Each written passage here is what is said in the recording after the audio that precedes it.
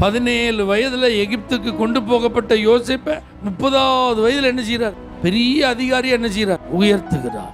ஏன்? யோசேப்பு நல்ல மனுஷன் தானே, யோசேப்பு தெரிந்து கொள்ளப்பட்ட ஒரு பாத்திரம் தானே, யோசேப்பின் மூலமா தானே ஆண்டவருடைய நோக்கம் திட்டம்லாம் நிறைவேறணும்.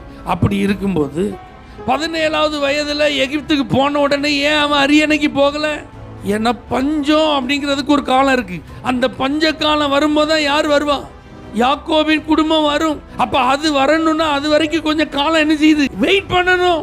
அந்த வெயிட்டிங் பீரியட் அந்த கடந்து போனா யோசேப்பு அந்த எகிப்துல கொஞ்ச நாள் என்ன செய்யணும்?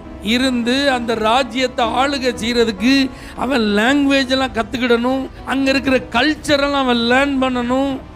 அங்க இருக்கிற அஃபிஷியல்ஸ்லாம் எப்படிப்பட்டவங்கிறத அவன் ஒரு போத்திபார் வீட்டில் ஒரு அரண்மனை உத்தியோகஸ்தன் இருந்து அவங்களுடைய டீல்ஸ்லாம் எப்படின்னு என்ன செய்யணும்? அவன் கற்றுக்கிடணும். அதே நேரத்தில் அவன் பக்குவப்படணும்.